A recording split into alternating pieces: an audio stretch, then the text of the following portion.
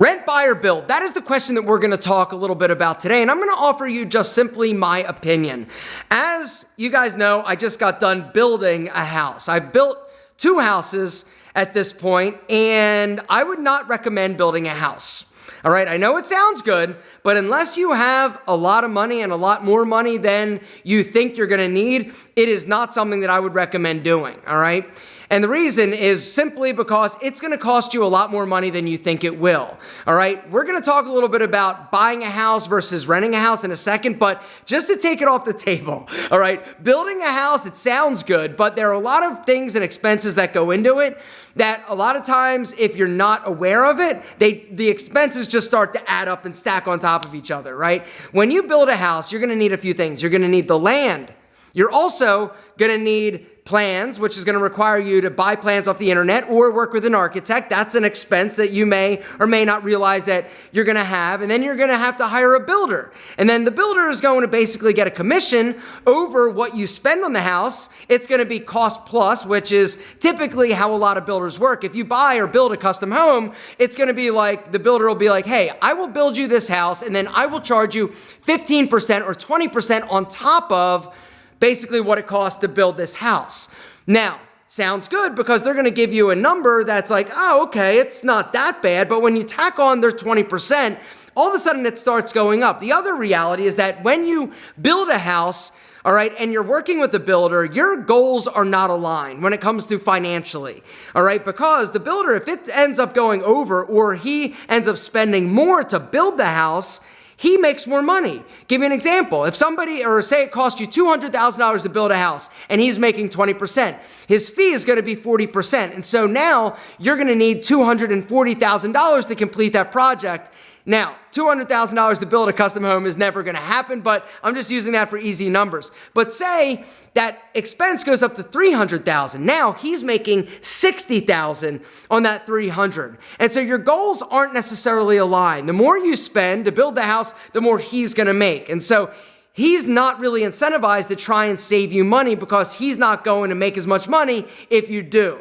All right. Not to mention there's always a lot of other things that go wrong. And trying to go get a loan for a construction loan from a bank in today's world is going to be very hard. It's also going to be very expensive, and you're going to need typically around 40% upfront in order to do that job.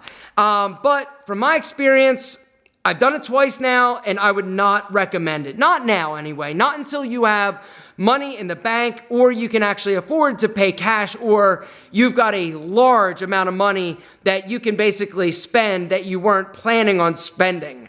Because every time I've built now, I've done it twice, it always goes well above what you think it will. All right, so building a house, I would not recommend doing it. Now, the hybrid between building and buying is when you go into a subdivision that somebody is developing, all right, and they're going to have a few different plans for you to choose from. This is kind of the best case scenario in terms of somebody that has the desire to pick stuff, whether or not it's tile or your carpet or the colors of your cabinet, but you don't want to go like full on, like find land, develop it, get an architect and do all that, right? Going into a subdivision that is being developed and then building a house, they're going to call it building a house, but you get to actually go in and design the house. They're going to give you a few different plans to choose from. They're also going to give you an allowance for the different things that you're going to get to choose, whether or not it's appliances or lighting or tile or carpet. But they're going to have a number. And then what they're going to do is they're going to bake in their cost of everything to that number. And so say it's $500,000. For them, it's going to basically probably cost around like $350,000, $400,000. They're going to make about $100,000, but it doesn't matter to you because you know what you're spending to buy the house up front, which is, in my opinion, very important. Now, if you want to spend a little bit more money or you want to pick higher end countertops, higher end flooring, higher end tile, that's your prerogative. You can do that, but you know what the fee is going to be up front. This option is honestly awesome. If you are somebody that wants to basically live in a new, like, built house that doesn't have other people's, like, funk or hairs or skin cells anywhere, and you want to still have a little bit of choice in the process. It's a lot of fun to do this, honestly, and it's also a lot less risky in terms of expense when you actually do this as well. the next option is to buy somebody else's house.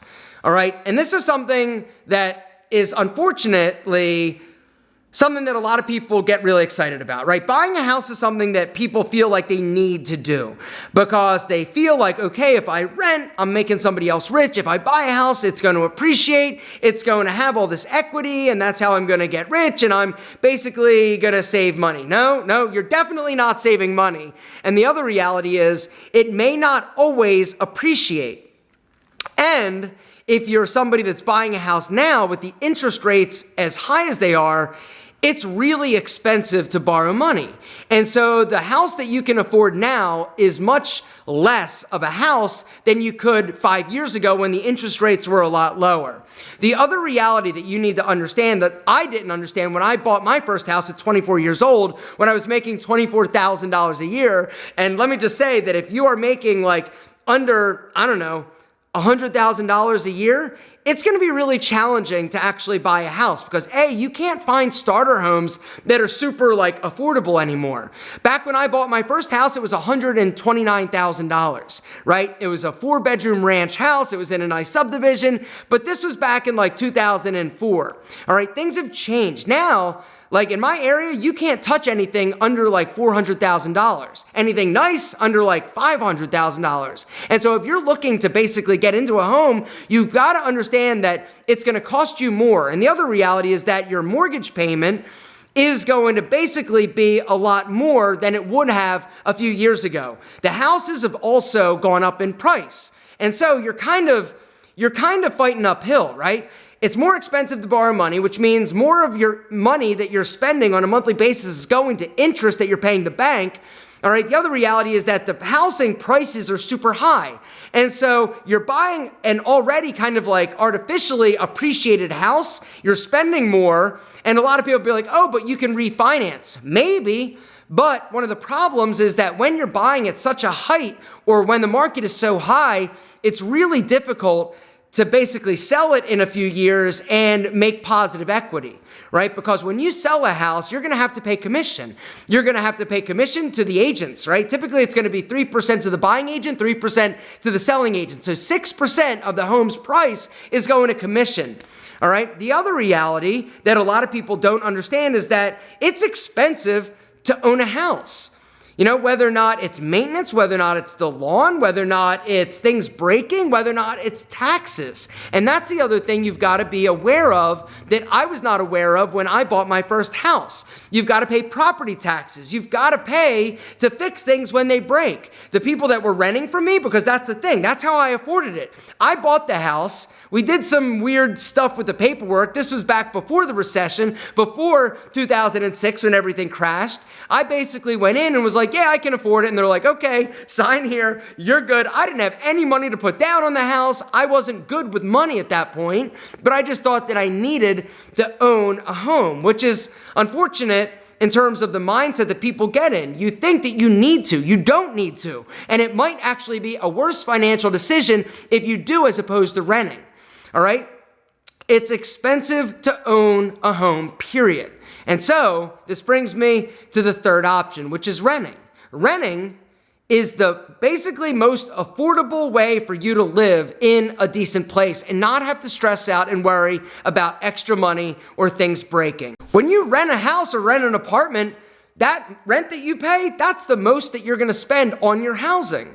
You're not going to have to worry about if the air conditioning breaks. You're not going to have to worry about if there's a flood. Now, if there's a flood, there's probably going to be a problem, but you're going to have renter's insurance and all that good stuff. But the bottom line is, in my opinion, in today's market, it is a better idea to rent, save your money, invest your money, and then when the time is right, maybe pull the trigger and buy something. When the market starts to go down a little bit, I have a feeling, and this is just my feeling, I am not a real estate expert, but I have a feeling that in the next 5 years, you're going to see things shift and change a bit. I don't think that lending is going to get more affordable in the foreseeable future, the next few years. I think interest rates are still going to be a bit high, but I have a feeling you're going to have a lot of these assets, whether or not it's commercial properties or residential properties, that basically were sold or that were bought at the height with really high interest rates that people are kind of walking away from because the loans have gotten a lot more laxed or lenient in terms of what is required to actually buy a house.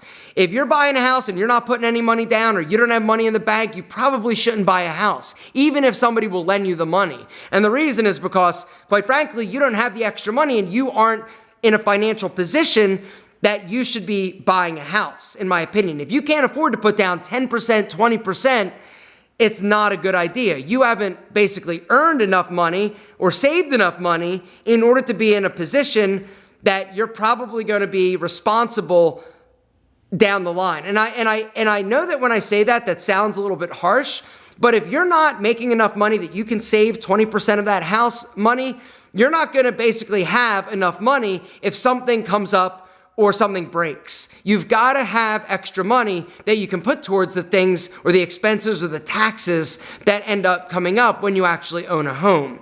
And so anyway, I just wanted to talk a little bit about it because in the old days, I would say 5 years ago, 10 years ago, I would say, yeah, buy a house, figure it out, make it happen. It's a great investment.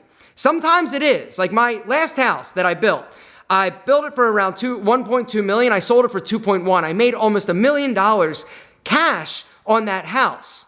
But it was a unique situation. All the planets were aligned. Typically, when you build a house, you aren't going to be able to sell it and make a profit. All right. Over the course of the past 5 years, 6 years, 7 years, that has changed.